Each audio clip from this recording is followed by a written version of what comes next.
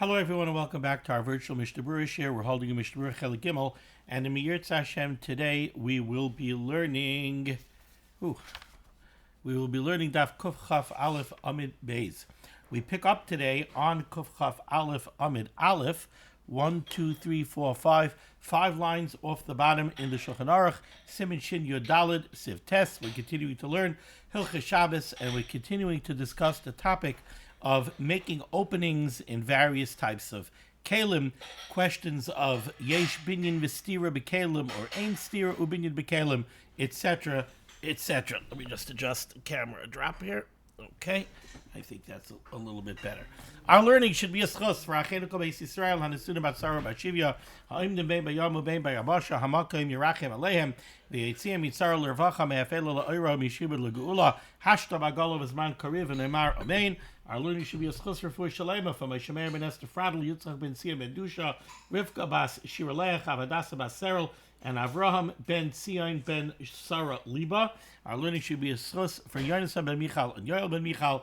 The Rebbeinu Shalom should watch over them together with all of our other brothers and sisters that find themselves in harm's way. B'chol Makom Shehem. Says the Mechaber Siman Shin Yod Daled Sif Tes. We learned in Sif Zayin, we spoke about kalim that have doors or lids that are closed using ropes.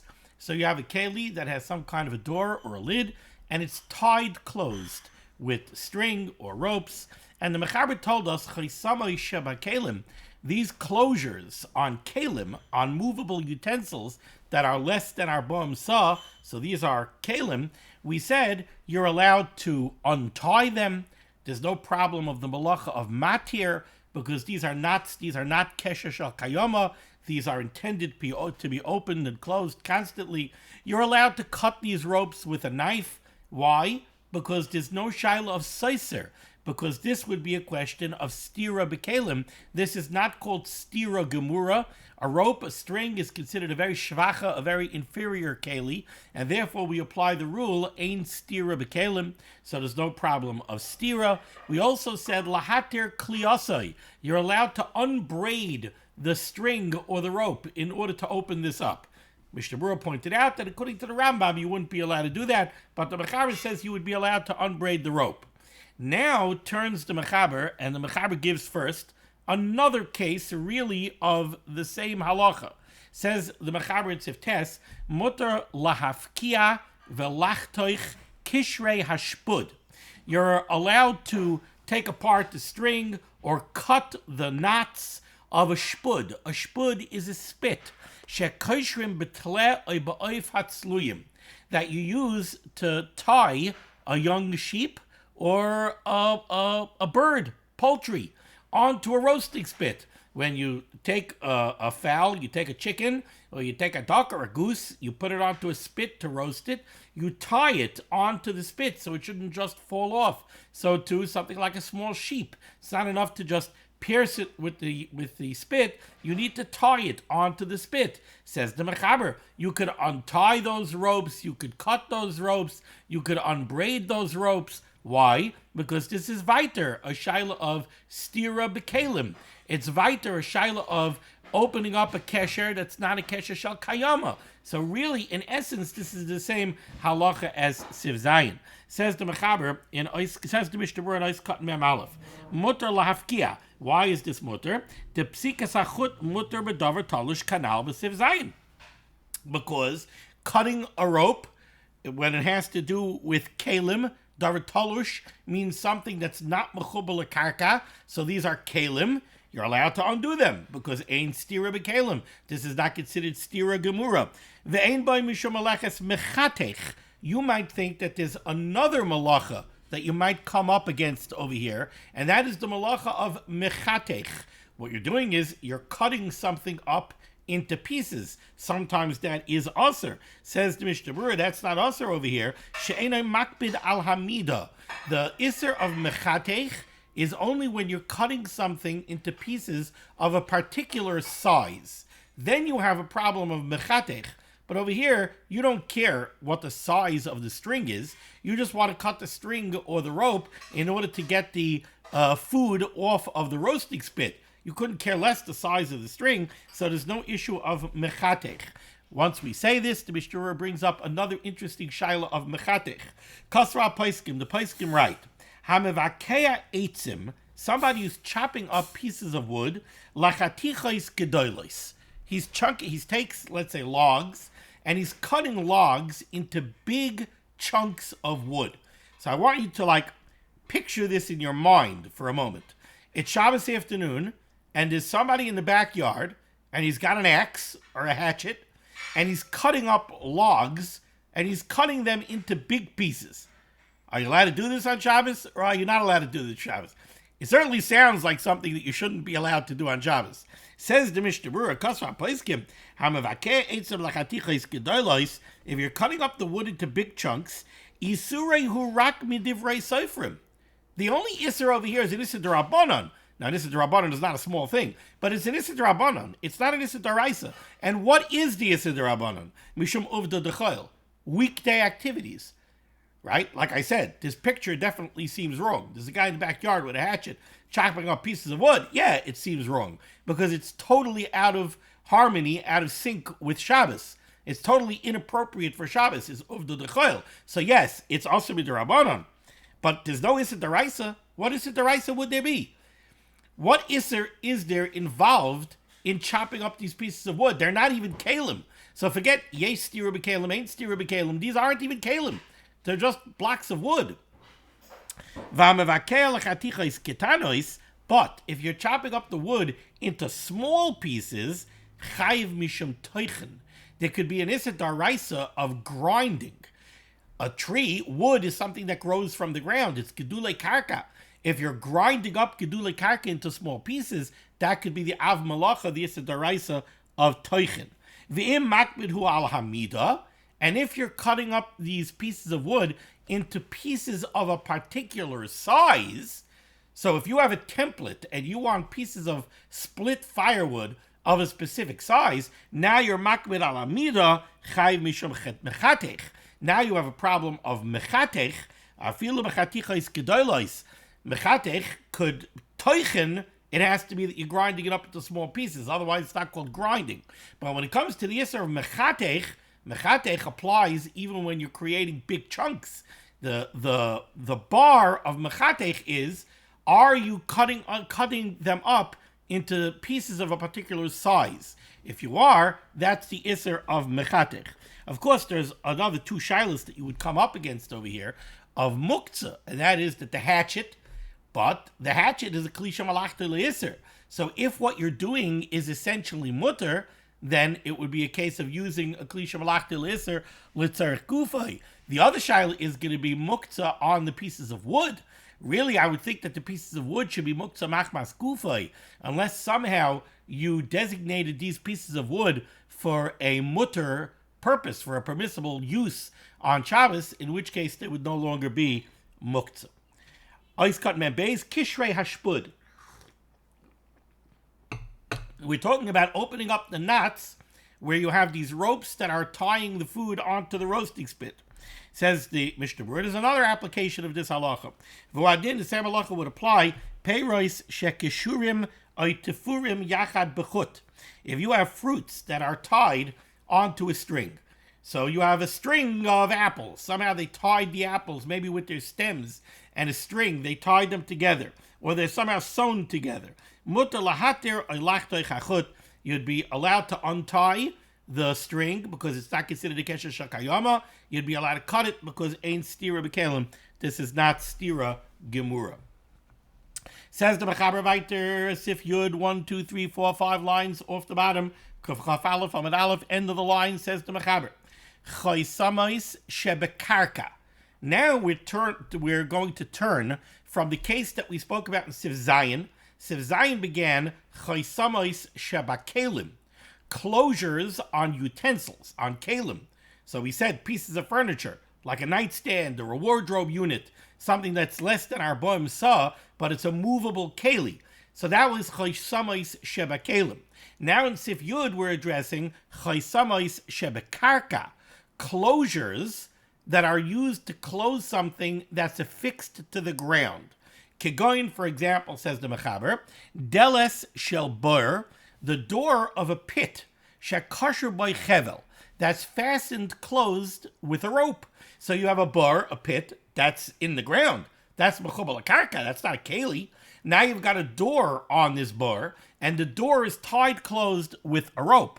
Says the Mechaber, in that case, Yochel lahatiroi, you're allowed to untie the knot that's keeping the bar closed, the lav kesher shal kayamahu, because we assume that this is not a kesher shal kayama, shaharei oimid lahatir, because this is something which is meant to be open and closed, open and closed, open and closed. So we're going to assume that this is not a kesher shal kayama, and therefore there's no shaila of matir. Aval, however, loy mavkia v'choitech, but in this case you cannot unbraid the rope or cut the rope, mishum stira, because now you are going to come up against the shaila of stira. Why? Because now we can't apply the rule of ein stira b'kelim, even though cutting a rope is not considered stira gemura, but that's a heter when you're talking about kelim. Over here we're not talking about kelim. Over here we're talking about a binyan. We're talking about mechubal karka. In a binyan, yesh stira, even if it's not stira gemura. So over here where the rope is affixed to something which is mechubal karka, you can't unbraid it, that's a form of stira, and you can't cut it, which is a form of stira. However, says the Mechaber, V'dafka, this Isser is only going to apply kisha asoy l'kayim al menashe loy la'asiroi b'Shabbos. It's only going to apply if the door to this bar was tied closed and it was meant to stay closed at least for a significant amount of time. So if it was tied closed and it was meant to be closed until Motzei Shabbos, so then we consider this a binyan koldu. We consider it at least a somewhat significant structure, so that cutting the rope would be called stira. In other words, in order for something to be called stira, in order for something to be called demolition, you have to be demolishing a binyan. You have to be demolishing a structure, right? Demolition means that there's a construct and you are demolishing it. In order for this to be called a construct, it has to be something that was intended to last at least a somewhat significant amount of time. So if we have a shaila on Shabbos, and this was meant to be affixed closed, if the closure of the door to the bar was meant to be tied closed until Motzei Shabbos, so then when you cut it, we look at it that you're doing an act of stira on a somewhat significant construct. But, says he doesn't say the other side. Oh, he does. Aval, 2 lines off the bottom. Aval, im enoi osoi l'kayim klal. But if you tied closed the door of the pit, and it's not meant to remain closed for any significant amount of time at all, this is something that is constantly being closed, tied, untied, opened, closed, tied, untied, opened. So it's not meant to be closed for any significant amount of time. Then, says the Mechaber Mutter, then you can't say it's also mishum stira. You're not demolishing anything. This is not considered a binyan. It's not even a binyan koldahu. It's not even a minor type of construct. It's not a construct. It's meant to be constantly opened. So it's not a construct, therefore there cannot be a shaila of stira. And the Mechaber gives another case of this. So we tamzeh, for this same rationale, mutter lahasir daf shemesimen oisai lifnei tanur. If you have an oven and you want to keep everything in the oven nice and hot, so you take a board and you block up the door of the oven so that the heat cannot escape. And then you take some tit, you take some mud, and you kind of seal it closed. But that's a shvacha seal. That's not a permanent seal of any kind. It's a weak seal, just enough to keep the board in position to keep the heat in the oven. You smear some mud on it. You're allowed to open it. That's what the Mechaber is saying here. For this reason, mutter lahasir, you're allowed to remove daf, the board, that was placed at the opening of the oven, and it was smeared with clothes to keep it, with mud to keep it closed. Why? Because this is not intended to remain closed even for a significant amount of time. You're supposed to open it Friday night to take the food out.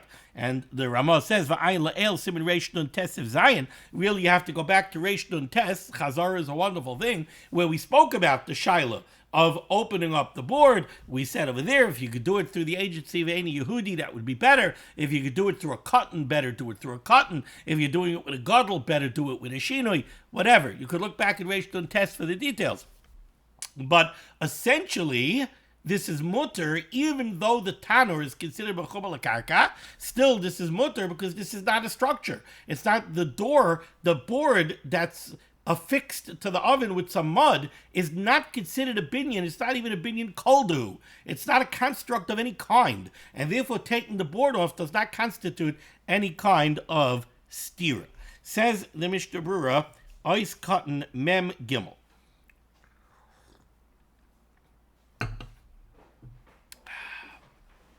Mishum stira, we said that if you have ropes that are affixing closed the door of a bar, which is mechubar lakarka, now you're not allowed to cut it, because that would be a shaila of stira.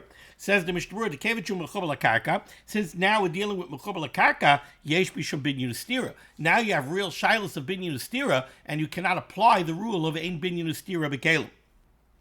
Ois cut mem dalid, but this is only if it was meant to stay closed for a significant amount of time. Shaloi lahasira b'Shabbos elu b'motzei Shabbos. It was meant to stay closed at least until Motzei Shabbos. Aval im ein daiter lahasira af b'motzei Shabbos. But let's say it was meant to stay closed not only till Motzei Shabbos. It was meant to stay closed even till Sunday. A little bit of background. The Mechaber said over here that when you have this door that's tied closed, the door to the bar, it's mechubar l'karka, it's tied closed. What did the Mechaber say? You're allowed to untie it. Yeah, because as far as the shaila of matir, this is still not a kesher shel kayoma. It's meant to be open, closed, open, closed, open, closed. So there's no shaila of matir, so you're allowed to untie it and open the door. Are you allowed to cut it or unbraid it? No, because that's yesh stira. Then the Mechaber said, but that's only true if it's meant to stay closed at least until Motzei Shabbos. Then there's a problem of stira. Now, says the Mishnah Berurah, what if it's meant to stay closed not only until Motzei Shabbos? It's meant to stay closed even till Sunday. So it's meant to stay closed even longer. In that case, says the Mishnah Berurah, the halacha changes.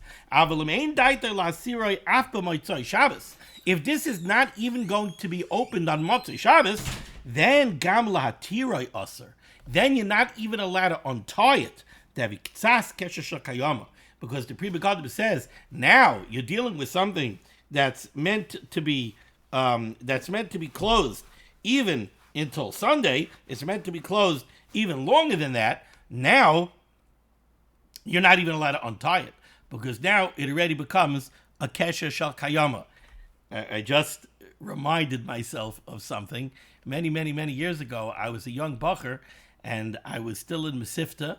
And I'm not going to name names, but I had a very choshev Maggid Shir, who went on to be a manal in the yeshiva, and by now he's already retired, but I remember him very fondly, and he taught us an interesting thing.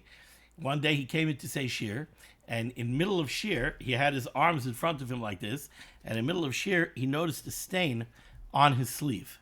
He stopped shir, and he very carefully removed the stain from his sleeve.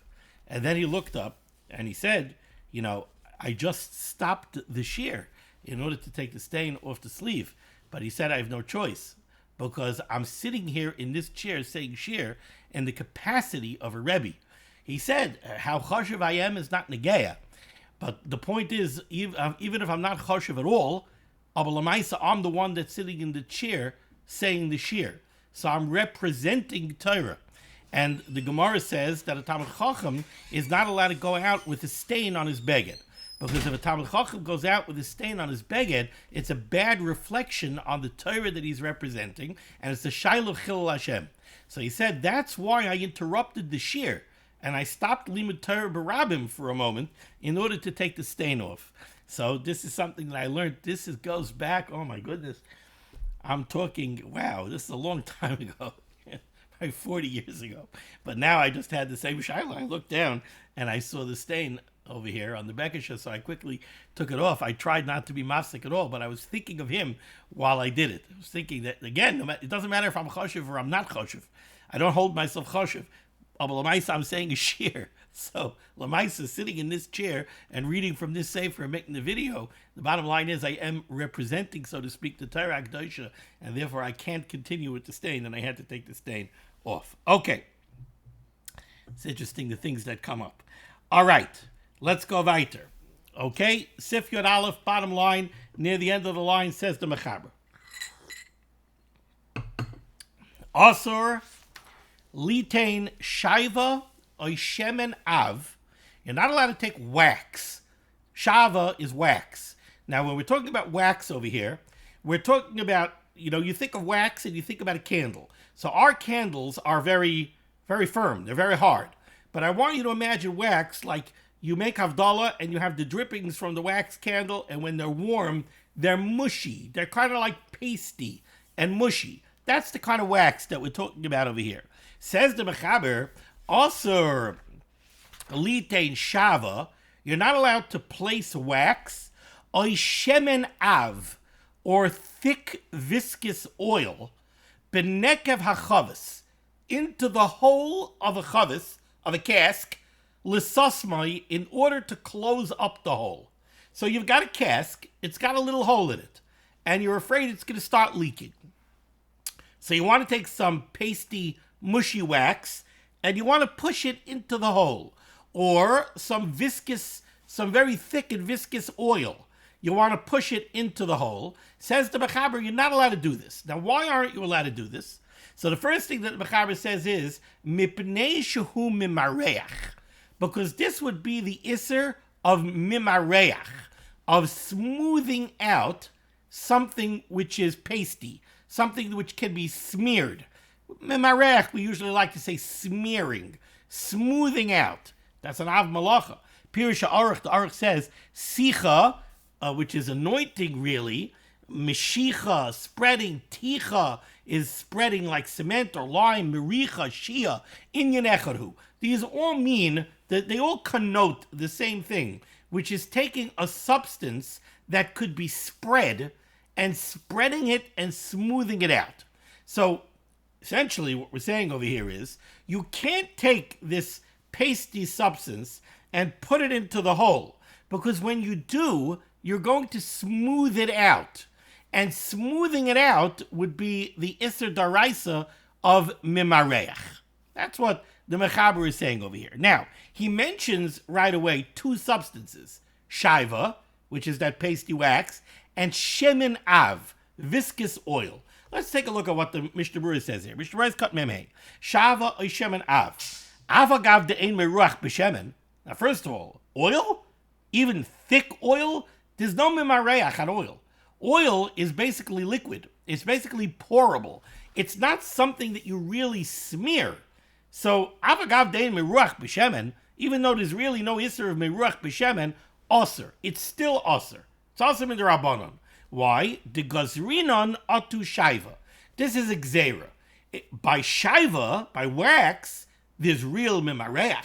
Smoothing out wax is real mimareach. Now, viscous oil, even though it's not real mimareach, since it's still somewhat smearable, I'm thinking something that's viscous, maybe like honey. Honey is something like, you think about olive oil and you think about honey. Honey is a lot more viscous than olive oil, but honey is not wax. But honey is pourable, but you could spread honey somewhat. So there's an Issa D'Rabbanan on the viscous oil because there is some level of mimareach to it. There's enough of a similarity to mimareach that we're going to make it Asa B'D'Rabbanan, because if we allow the viscous oil, you might come to do the shaiva. So the gazvina not do shaiva. But says the Mishnah Berurah, v'dafka shemen of. But there's only going to be negaya, this is the Rabbanon, by very viscous oil. Came the shaykh by ktsas meruach. Since there is an aspect of miruach, at least by very viscous oil, if we allow you to spread the viscous oil, you might come to spread the shaiva. And says the Mishnah Berurah, the truth is that when it comes to, what's the Mechaber saying here? You're allowed to take the wax, you're not allowed to take the wax, and you're not allowed to push it into the hole in the chavis. Why? Because of a concept, an Isser Malacha, that we have not discussed in Shin Yud Dalet at all. And that is the Isser of Meruach. Says the Mishnah Berurah, hold it. There's another problem here, that we don't have to reach out so far to Meruach. How about Shin Ches, Shin Tes, Shin Yud, Muktzah? L'chayra, this wax is Muktzah Machmas Gufay. It's something that doesn't have a Shabbos use. So isn't there a muktzah problem? Says the Mishnah Berurah, Hi Shaiva, this wax, Tzarech Loimer, you have to say that we're talking about wax, that you prepared it on Erev Shabbos for a Shabbos use. Because if not, so then the wax is muktzah machmas gufay. So what's great became kaput miruach. It's muktzah. It's muktzah machmas gufa. You can't pick it up even. You can't be metaltal it. So forget you can't put it into the keli because of miruach.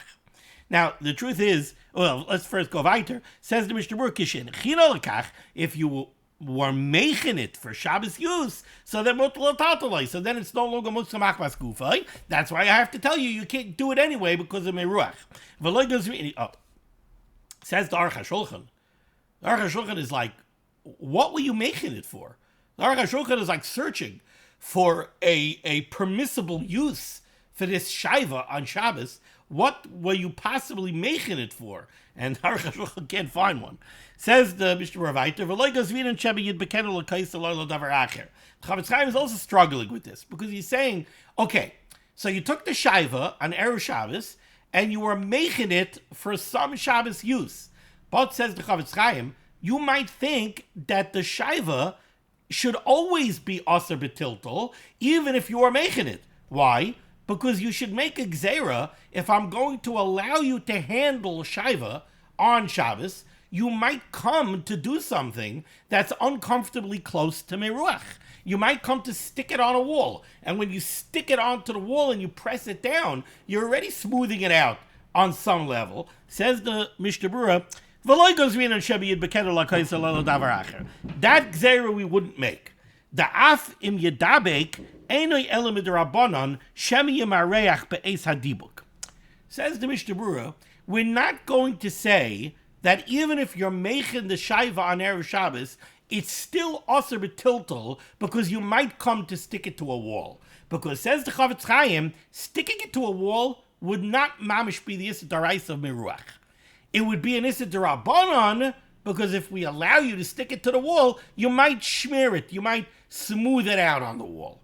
So we're not going to tell you that it's aser b'tiltal because you might come to an Issa D'Rabbanan, because you might come to an Issa D'Oraisa. I guess that would be a gzeira. Says the Mishnah Berurah, the end, shemen v'chelev dinai k'shab, shuman v'chelev, fat, different types of fat, thicker fat, the hard fats and the soft fats, dinai k'shaiva, have the same halacha as wax.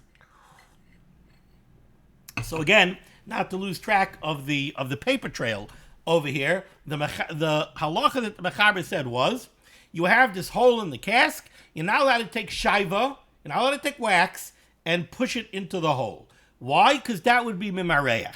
You're also not allowed to do it with viscous oil. Viscous oil is not really mimareach, but it's also midrabanan because of shaiva. If we allow you to do it with shemanav, you might come to do it with shaiva. The Mishnah Berurah discusses the muktzah angle, and he says it must be the shaiva is not muktzah because you are making it on Erev Shabbos.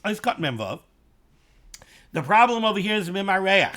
Says the Mishnah Berurah, since the problem over here is a concern of miruach, aser afilu im ein machdis hashuman b'saycha nekev ela b'hanacha ba'alma al gabov milamala. I'll be very honest, I'm not 100% sure what the Chavetz Chaim means over here. What he seems to be saying over here is, since the concern over here is a concern of miruach, now to push the shaiva or the fat, to mamish push it into the hole, that we're assuming is meruach. But how about if you don't mamish push it into the hole? You just lightly, coat the... Okay, you know what? If you think about this in terms of, don't think about a hole in the cask. Think about a crack, a split in the cask. There are two things that you could do. One is you could take the shaiva, the wax, or the fat, and you could push it into the gap. You could push it into the crack. That's miruach. You're going to push it in, and you're going to smear it in. That's miruach. But maybe you don't go so far. Maybe you just take a little bit of the wax and lightly coat the surface of the crack where the surface of the cask where the crack is. Are you allowed to do that? Says the Mishnah Berurah, no, you're not allowed to do that either. Because since the chash, since the concern is miruach, this would also be at least uncomfortably close to miruach. Also over here, where we have a chash of the malacha of miruach, we're not going to differentiate between an amoritz that's doing this or a talmid chacham that's doing this.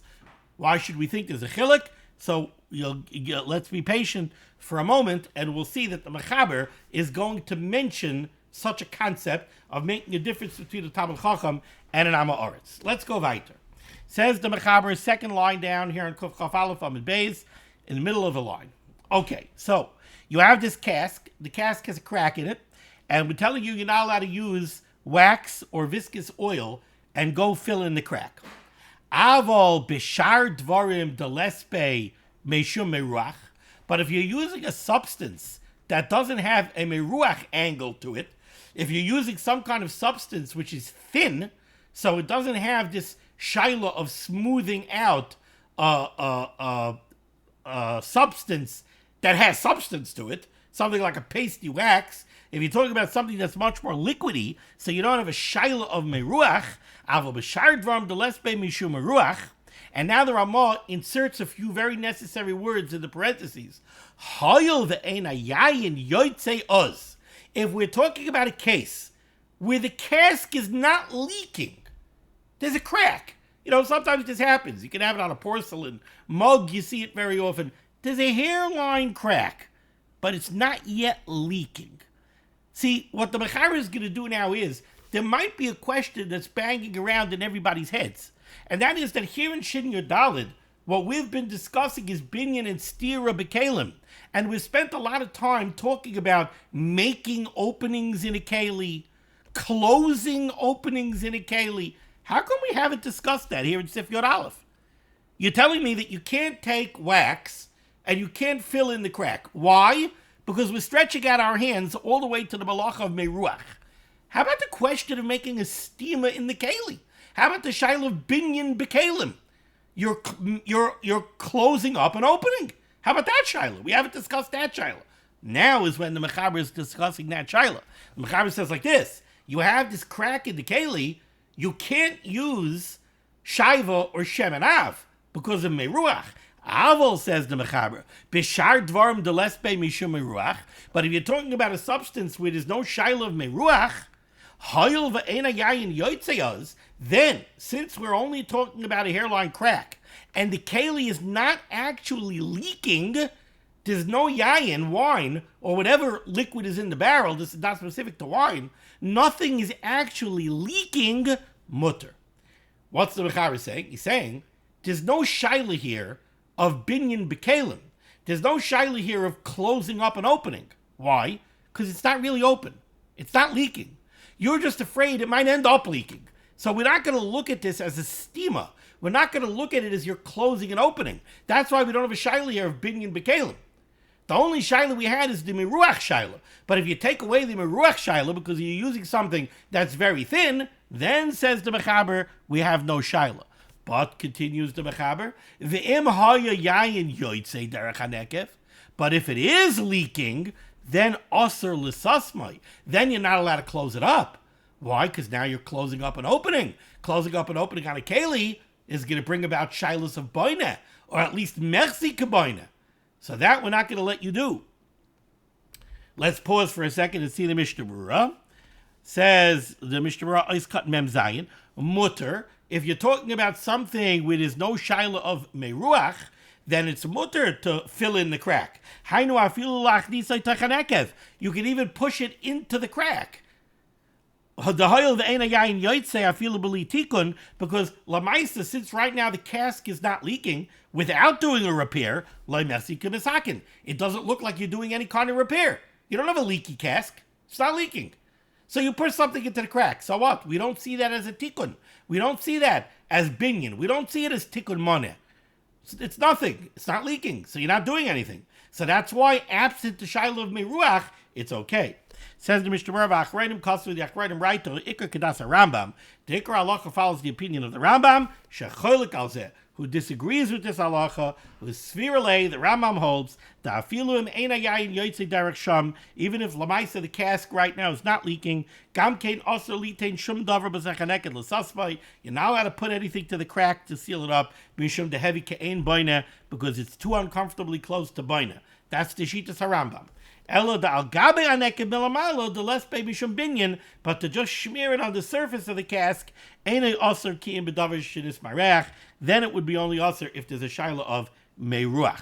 Ois cut memches, but if the cask is leaking, also l'sasmai. Says the Mishnah Berurah, this would be midrabanan. This is an iser derabanan made the mechsi k'mesakin, because it looks like mesakin. V'davka kishasais by b'davar she'ein derech listain by. Now the Mishnah Berurah says something that at first glance seems very counterintuitive. He says that the only time there could be an iser here of tikkun is if you're using a substance to fill in the crack that is something that would not typically be used to close the barrel. Like you're using a little pebble to stick into a hole, or you're using a little splinter of wood. But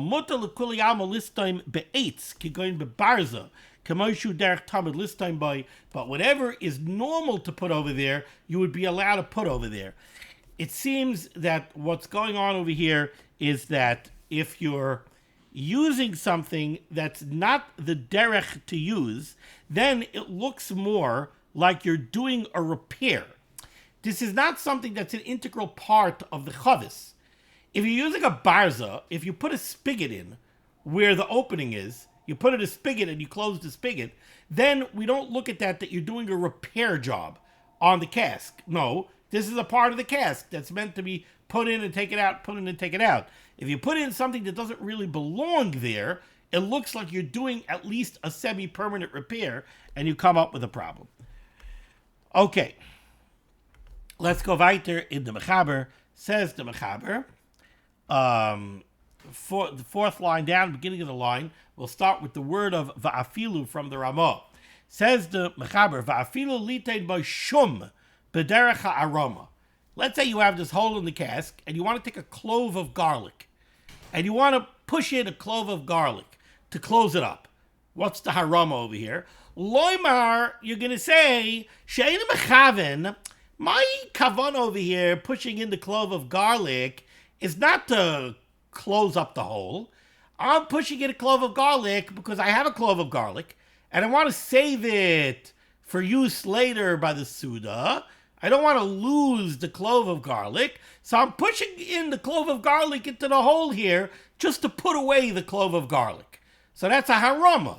Really, harama means trickery. Really, I'm trying to close up the hole, but closing up the hole is merzi kabaina. So this is Rabbanan. It looks like I'm repairing the cask. So I'm going to make an announcement. Look, Rabbi Yisai, I have a clove of garlic. I want to put it away for the Suda. I'm sticking it in the hole. So it's not merzi kabaina. Says the Mechaber, you're not allowed to do that. I feel litain shum b'derech harama loimer she'ein mechaber let's sham. You're not allowed to do it. But v'imu tamid chacham. But if you're a tamid chacham, mutar loy laharim b'kach. You're allowed to do this harama if you're a Talmid Chacham. Why is this? Let's take a look at the Mishnah Berurah. Says the Mishnah Berurah, you can't do this harama. You can't say I'm sticking in the garlic just to put it away. Why? Because we know the truth. The truth is that you are closing up the hole, and it's mechsi kabaina. But a Talmid Chacham can get away with this harama. Why? Says the Mishnah Berurah, the kevichu Talmid Chacham, because since the one who's doing this is a Talmid Chacham, ein lochish by, we don't have to be concerned about him. She'im nat yirenu al yedei ha'arama, that if we let him do this through this harama, yavoi lavar al issa d'Rabbanan ze alafil b'li ha'arama. There are cases where it's also b'Rabbanan to put something into that hole. right? We just said if it's leaking, so then it's an Issa D'Rabbanan of Mechsi Kaboina. So there are cases where it's an Issa D'Rabbanan to do this, right? We don't have to worry by a Talmid Chacham that if we let him do something with Harama, he's going to do something that's an actual Issa D'Rabbanan. Even though nowadays, usually, we say that whenever the Mechaber talks about a Talmid Chacham, we don't have those Talmidei Chachamim nowadays. Nevertheless, in Yinzeh, when it comes to something like this, Ein Lahachmir, you shouldn't be Machmir, Ayin Sham, V'yesh Acholkin Olav. Okay, finally, the last sif in this Siman. Sif Yud Beis, says the Mechaber. Sakin shu tachov b'kaisel shel eitz miba'od yoyim. You have a knife that was stuck into the wooden wall of a house on Erev Shabbos. Now, we already spoke about the Shiloh of a knife that's stuck into the side of a keli on Shabbos. And we spoke about the question of taking out the blade and putting the blade back in because you're making a hole bigger. We had that.